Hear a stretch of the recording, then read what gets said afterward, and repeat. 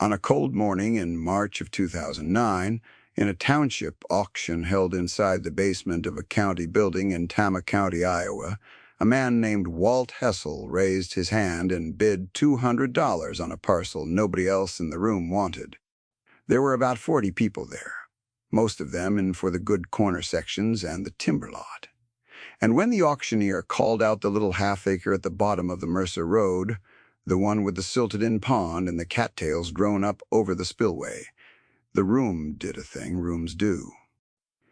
It laughed, not cruelly. It was the small, easy laugh of people who all knew the same thing and were glad to know it together. A drowned acre, a mosquito farm. Walt put his hand down and kept the parcel, and a man, 2 rows up, turned and said loud enough to carry that he hoped Walt liked frogs. The man's name was Del Onemus, and he farmed good high ground east of town. And he said it the way you say a thing you expect the room to enjoy, and the room did enjoy it. Somebody else said the county ought to pay Walt to take it, not the other way around. The auctioneer, a brisk man working through a long list, did not even slow down. He knocked the half-acre down to Walt for $200 and moved straight to the timber lot, where the real money was, and the men leaned forward again and forgot the pond entirely. Walt sat at the back with his cap on his knee and let it go past him. He had been laughed at in that basement before and would be again, and it had never once moved him to change his mind about a piece of ground. He knew what he had bought. He had known it for 40 years. He folded the receipt into his shirt pocket and waited for the timber to sell so he could go home.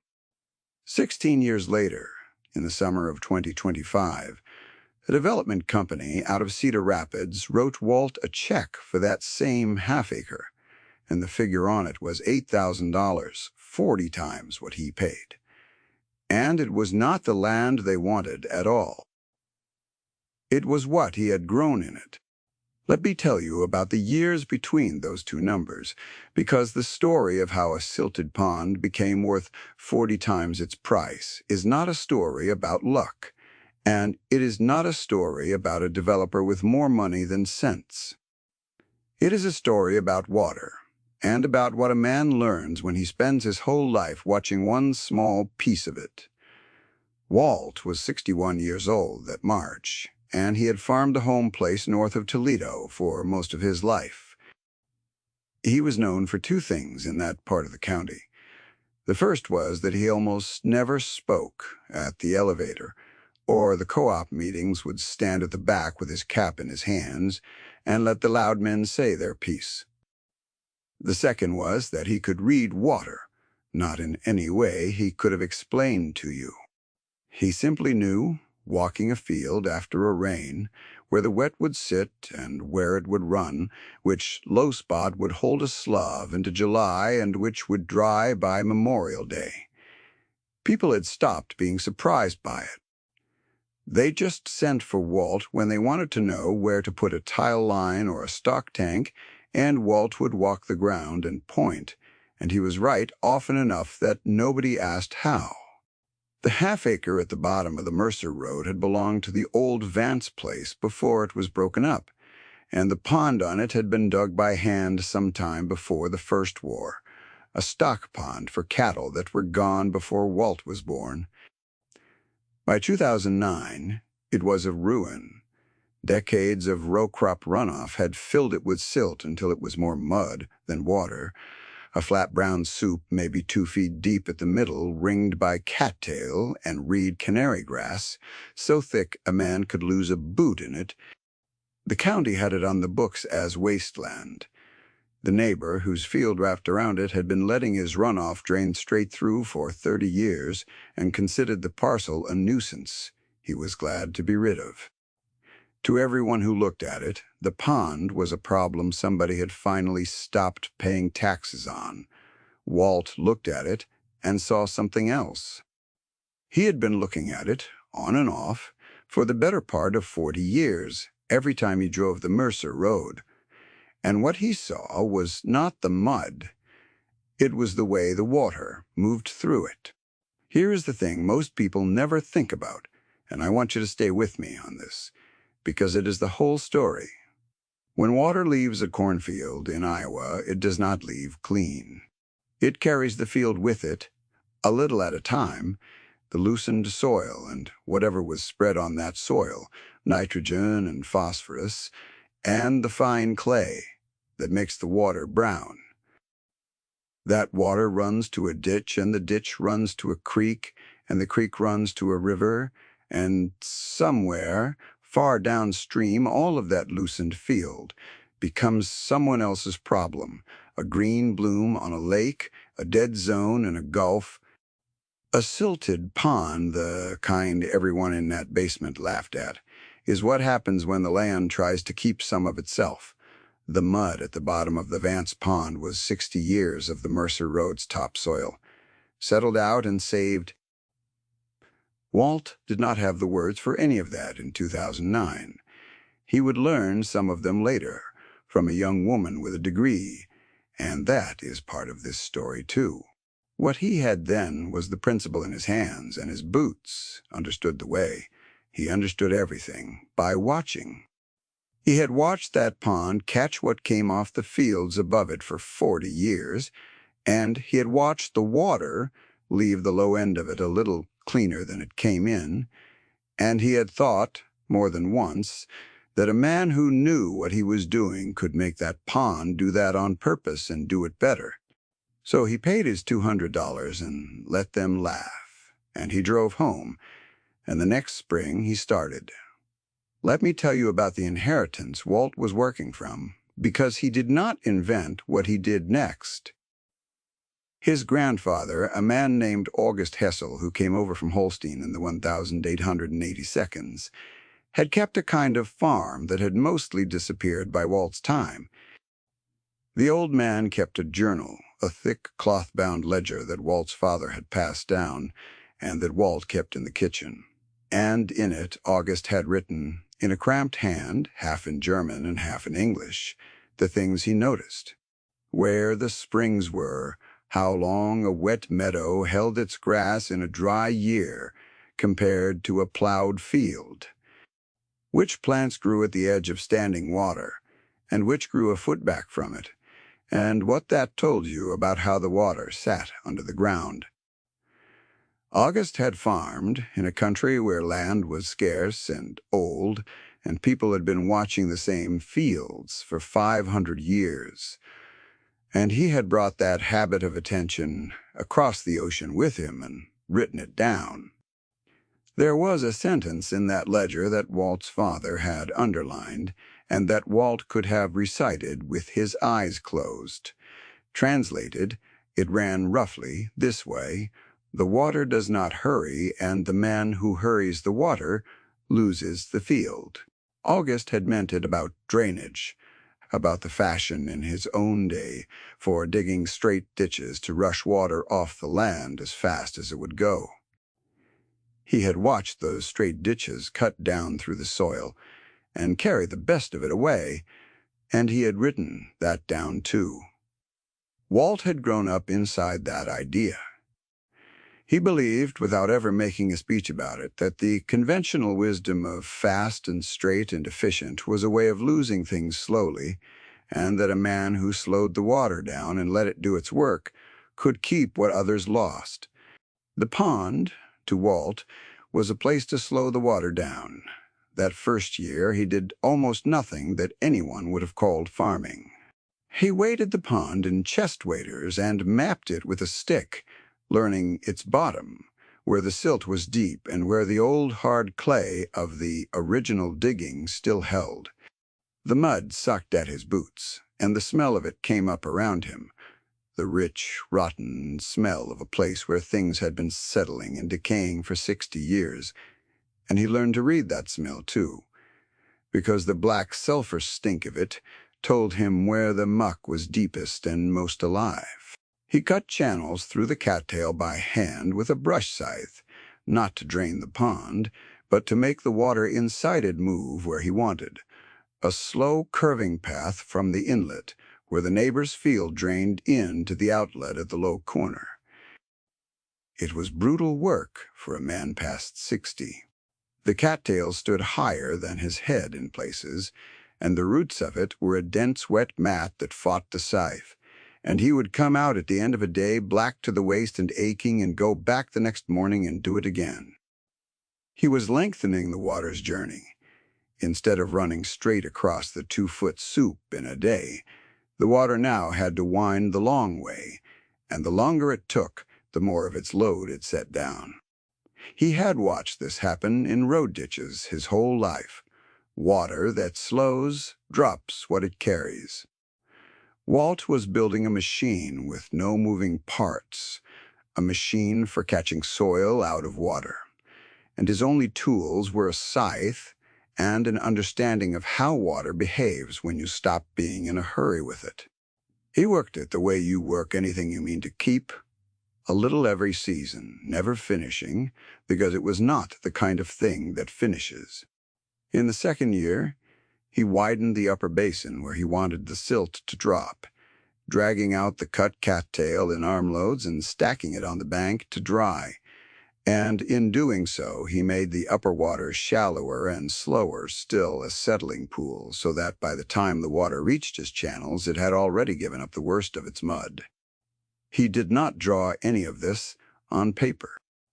He carried the whole shape of it in his head, the way he carried the home place, every low spot and every rise, and when he changed one thing, he understood without calculating it how the water would answer somewhere else. He was doing by feel and patience the work a team of engineers does with software and survey equipment, and he was doing it better because he was not building to a drawing, he was listening to the water and building what it asked for. For 3 years, almost nobody noticed. Pry. The neighbor, a decent man named Gary Pelham, who farmed the surrounding section, drove past and saw Walt out in his waders and shook his head the way you shake your head at a harmless old man with a strange hobby. Gary was not a cruel man. I want to be fair to Gary because he matters later and because he was in his own way as much a casualty of this story as anyone. Gary farmed the conventional path, all in, the way nearly everyone around Toledo farmed it. He had taken on debt to buy more ground and bigger equipment, a self-propelled sprayer that cost more than Walt's whole farm, a new grain setup, the works. He believed what his agronomist told him and what the seed company told him and what the loan officer told him, which was that the way forward was more acres farmed harder and faster and more uniformly every year. He looked at Walt fussing over a mud hole and saw a man being left behind. In the third spring, something showed up at the pond that changed how Walt understood what he was building, and it arrived on its own ducks.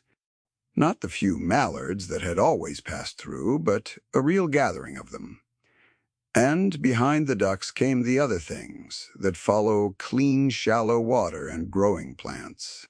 The channels Walt had cut had slowed the water enough that real aquatic plants had moved in, sago, pondweed, and arrowhead and soft-stem bulrush. Plants that need water you can see down into, and the water at Walt's outlet corner was now water you could see down into. The silt was settling out in the upper basin where he wanted it, and the lower basin was running clear. He had not planted any of it, he had only made a place where it could happen. And it had come. This is the part the people in that basement could never have priced, and I would have liked to have seen their faces. A loyal companion entered the story around, then, too, a heavy old yellow dog named Tup that had been Walt's shadow for years, and Tup took to the pond like it was made for him, lying in the shallows in the heat, following Walt down the channels, flushing the ducks for the simple joy of watching them go up. Where Walt went, Tup went, and the two of them spent more hours at that half-acre over the next decade than at any other place on the farm. Now let me tell you how the young woman with the degree came into it, because she is the one who finally put words to what Walt had built. She did not start out believing in him at all. Her name was Dana, and she was Gary Pelham's niece.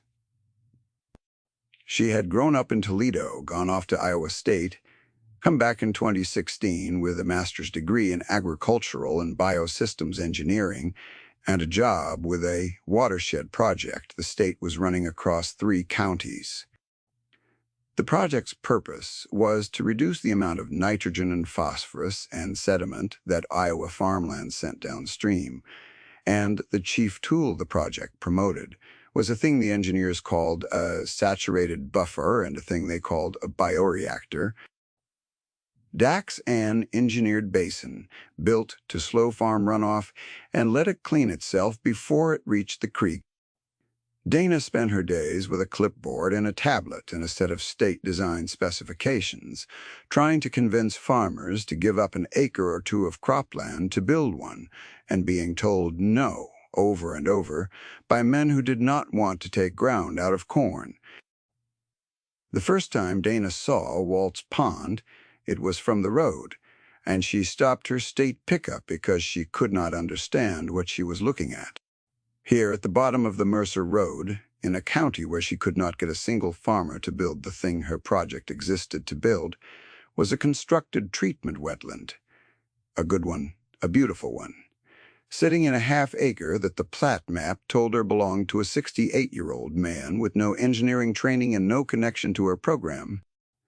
She walked it that afternoon with a sediment probe and a little disbelief, and by evening the disbelief had turned into something closer to irritation, because the thing Walt had built, without a permit or a design or a dime of cost-share money, was performing better than the engineered cells her project had spent $200,000 installing one. County over, she came back the next morning, and she found Walt at the pond with Tup, and she made the mistake that nearly everyone in the story makes at least once. She assumed she knew more than he did. She was not unkind about it. She was, if anything, trying to help, the way a young expert tries to help, which is to say, she explained to Walt what he had. She told him the proper term for it. She told him about residence time and about the difference between the inlet load and the outlet load, using the words her training had given her, standing at the edge of the water he had spent 7 years learning by hand. She told him the program could probably have helped him build it properly, to specification if he had come to them, and that there were cost-share dollars for exactly this kind of practice, and that it was a shame he had done it the hard way with no design behind it. She meant all of it kindly, and Walt listened and nodded, and let her finish, and Tup lay in the shallows between them with his chin on his paws, watching the ducks. When she was done, Walt said one thing. He said the water does not hurry, and pointed at the long curving channel he had cut. The way it swung wide of the straight line a person would draw, and took the slow path along the contour instead. And Dana followed his hand and looked at it properly for the first time. Not as a thing to be graded against her specification, but as a thing that had been thought about. And she understood, with a small cold drop in her stomach, that the old man had known the principle before she was born and had built it into the ground in front of her, and that her residence time was just a number for the thing he had already done. The channel was not crude. It was the most elegant solution to the problem she had ever seen, and it had been cut with a scythe by a man with no degree, and she had walked up to him to explain his own work to him. She asked if she could test it properly. Walt said she could test whatever she liked. Let me tell you what a constructed wetland actually does, because this is the mechanism, and the mechanism is what makes the rest of the story more than a tale of one stubborn man getting lucky. When farm runoff carrying nitrogen enters a shallow, plant-filled, slow-moving body of water, several things happen at once. The sediment and the phosphorus, bound to it, settle out, the way Walt had understood from the road ditches, because slow water cannot hold its load. That is the simple part. The harder and more valuable part is what happens to the nitrogen, which is dissolved in the water and will not simply settle. In the muck, at the bottom of a healthy wetland, where there is no oxygen, there are live bacteria that breathe nitrate the way we breathe oxygen, and in doing so, they convert the dissolved nitrogen back into harmless nitrogen gas that bubbles up and rejoins the air. The process is called denitrification, and it is the single most important thing a wetland does for water leaving a cornfield. It requires three things to work well. It needs slow water, so there is time for it to happen. It needs a deep, healthy layer of living muck where the bacteria live. And it needs the right plants, whose roots and decay feed the whole system. Walt had built all three, by hand, by feel, over years, because he had watched water his whole life and knew what slow water wanted to become. Dana tested the inlet and the outlet across a full season in 2017, and the numbers she got back from the lab were good enough that she ran them again because she did not believe them. Walt's half-acre was removing better than 60% of the nitrate load coming off the 40 acres of Pelham ground that drained through it, and nearly all of the sediment and phosphorus. The engineered cells in the program were averaging in the 40s.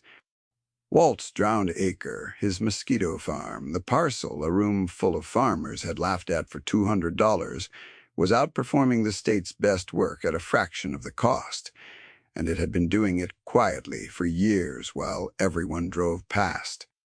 I want to pause here and ask you something since you have stayed with me this far. Have you ever known a thing in your hands long before anyone gave you the word for it? If you have, you already understand Walt better than the engineers did. Stay with me, because the part that turns this from a curiosity into a verdict is still coming. And it comes the way these things always seem to through a hard year. The hard year was 2019, and it came as water, which was fitting. Let me tell you about the foil now properly, because Gary Pelham's path and Walt's path had been running side by side for a decade, and 2019 was the year they were measured against each other, whether anyone wanted them measured or not. Gary had spent the back half of the decade doing what the conventional wisdom told him. He had drained harder, tiled more, of his ground to move water off it faster, pulled out an old grassed waterway and the last of a fence row to square up his fields for the big equipment, and pushed his rotation toward more corn. Everything he did rushed the water. He was, in August Hessel's words, hurrying the water, and August had written down what happens to the man who does. What happens is that when the big rain comes, and in the spring of 2019 it came and came, the land has no way to hold it. The rains that year were the kind the old-timers measured against the floods they remembered, and Gary's squared-up, hard-tiled, fast-draining field shed that water like a roof.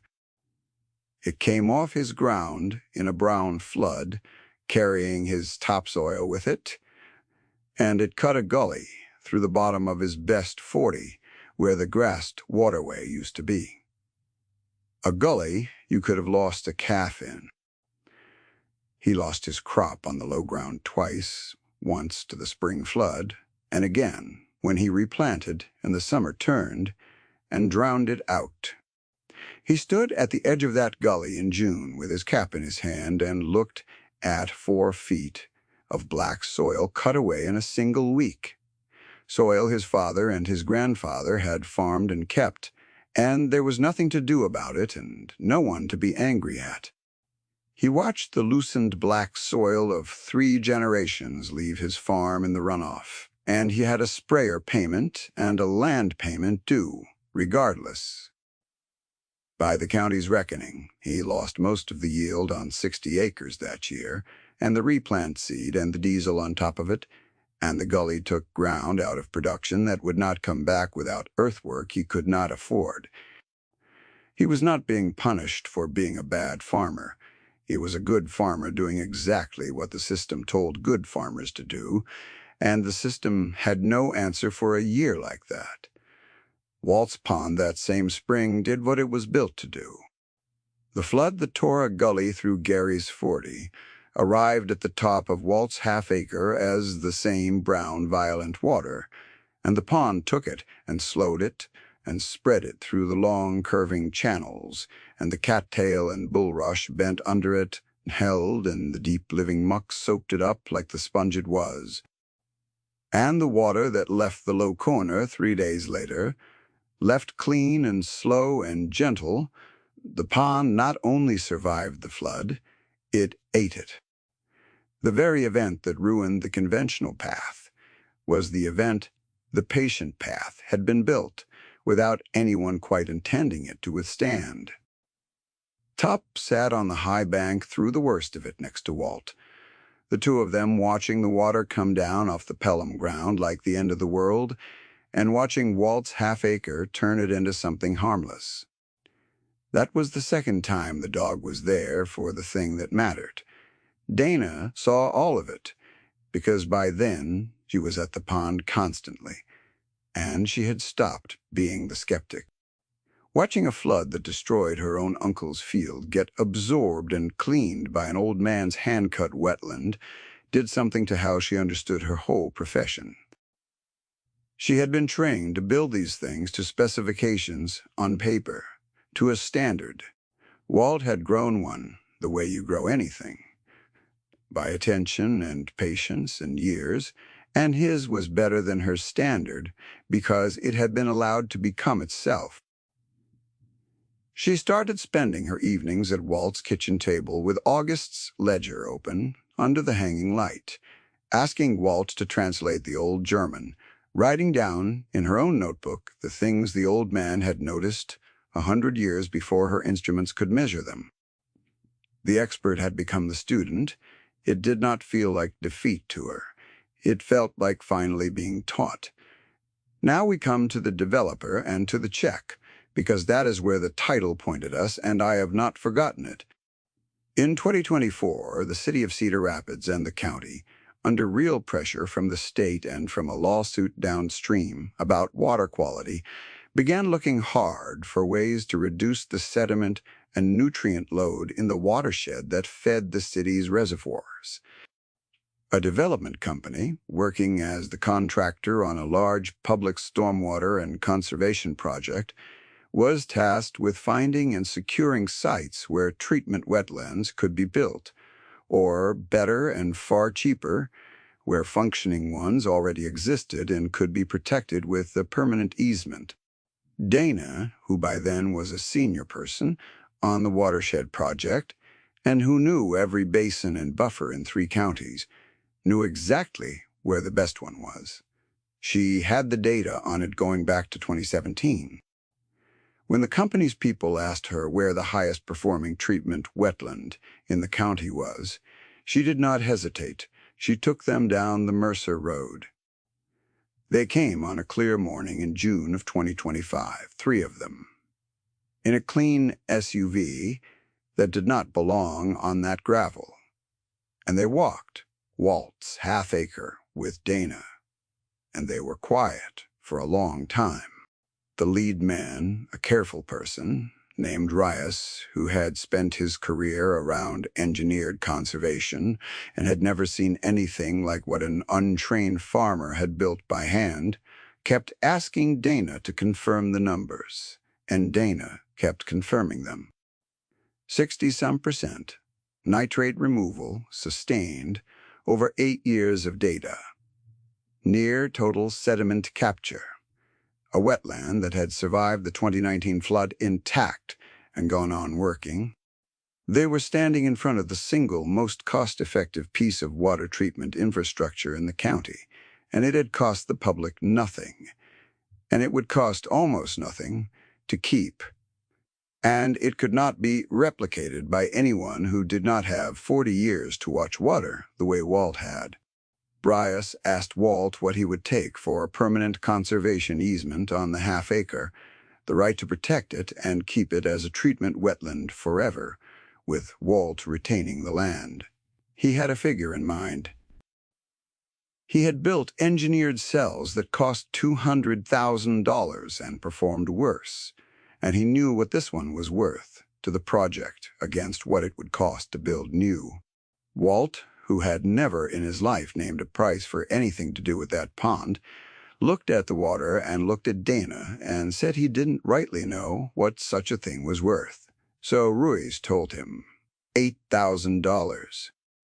He said it plainly, the way you say a number you have already decided is fair, and then he did the thing that told Walt it was real. He did not negotiate. He did not wait for Walt to counter. He said it was $8,000 for the easement, and he believed the half-acre was worth every dollar and more, that it would have cost the project the better part of $250,000 to build something that worked half as well. And that the cheapest thing the public could do was pay a man a fair price to keep doing what he had already done for free for 16 years. He held out his hand. For a moment, nobody said anything. The ducks worked the far end of the pond. Two, gray-muzzled, now and slow, lay in the shallows where he had always lain. The number sat in the warm air over the water, and it landed with a weight all out of proportion to its size, because everyone standing there understood that it was not really the price of a half-acre, 40 times $200. The same parcel a room had laughed him out of wanting was now the most valuable water in the township, and the thing that had made it valuable was the exact quality the room had laughed at, the patience to spend years on a piece of ground everyone else had written off. Rice stood with his hand out and waited. Dana watched Walt's face and found nothing on it she could read. No triumph, no surprise, only the same calm attention he gave the water. The SUV ticked on the gravel behind them as its engine cooled.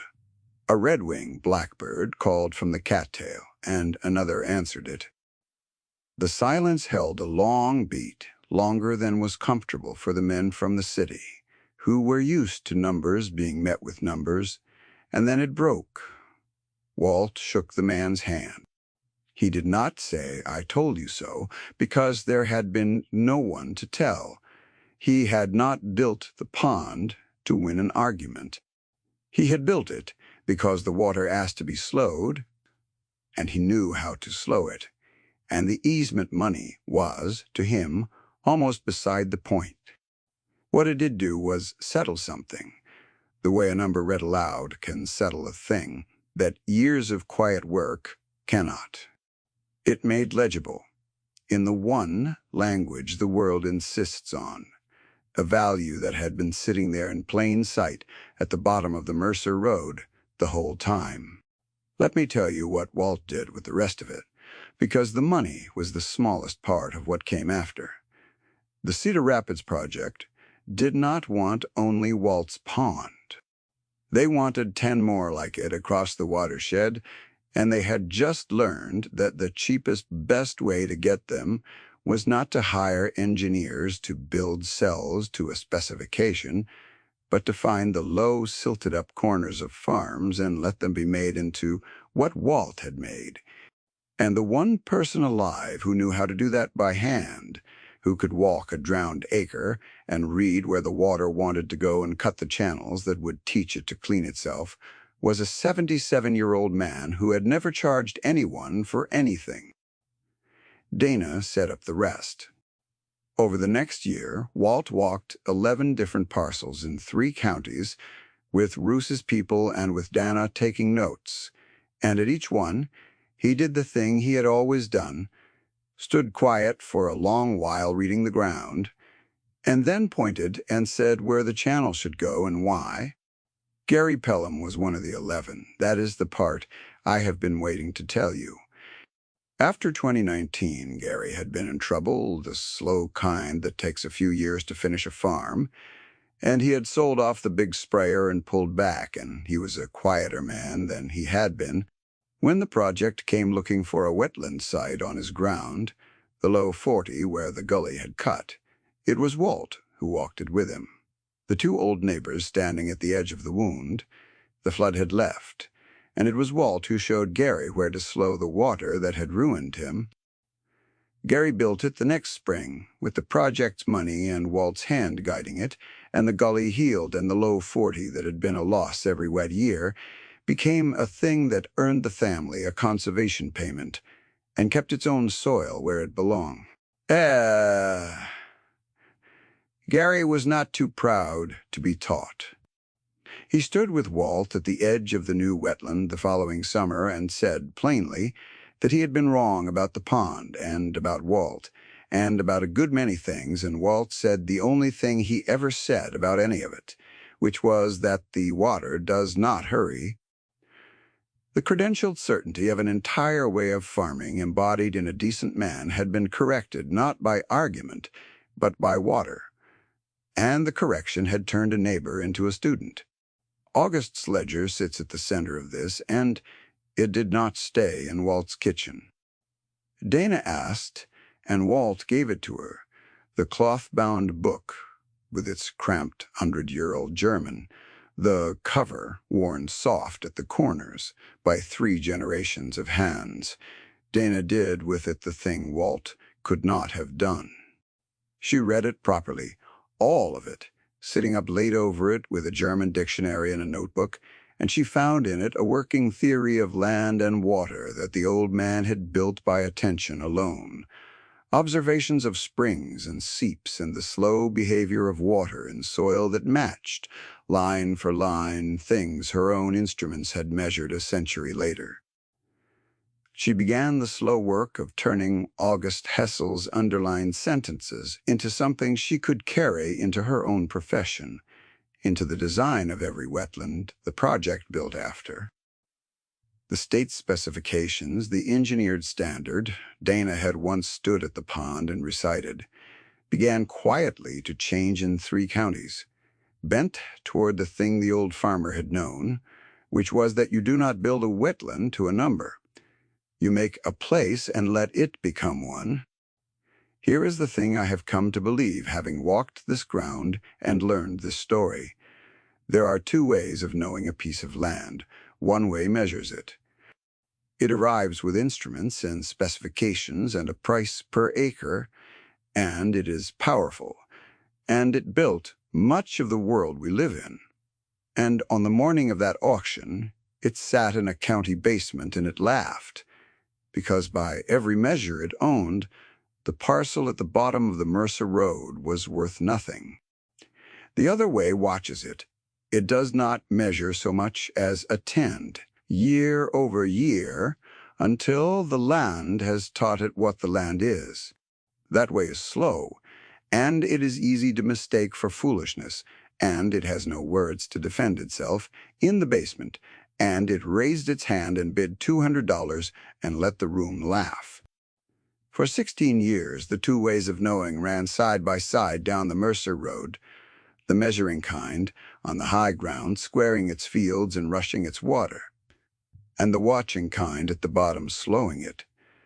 Neither one aware most days that it was being tested against the other. Then a hard rain came and measured them both. What was rigid broke and washed away in a brown flood. What was patient held and cleaned the water, and was still there, asking for nothing, doing the quiet work it had been built to do. Walt is gone now. He died in the winter of 2026. At home, an old man who had kept 1/2 acre and made it matter. The easement holds, as it was meant to, forever. Dana runs the watershed work across 5 counties these days, and she carries August's ledger and Walt's way of reading water into every site she touches. And there are dozens of slowed places now where there were none. Yellow, silted corners turned into clean water by hands that learned from the hands that learned from a man who came over from Holstein in the 1880 seconds. The chain holds the way the water holds when you stop being in a hurry with it, and at the bottom of the Mercer Road, the pond is still there, slow and clear at the low corner, working the way it has worked for years, asking nothing. On the high bank, in the long gold light of an evening at the end of summer, there is a flat stone Dana set, and beside it lies a gray old yellow dog who would not leave that water, even after the man who made it was gone. Tup stayed until his own end, lying in the shallows where the ducks come down, keeping watch over a half-acre that a whole county once laughed at, and that turned out to be worth far more than any of them could count.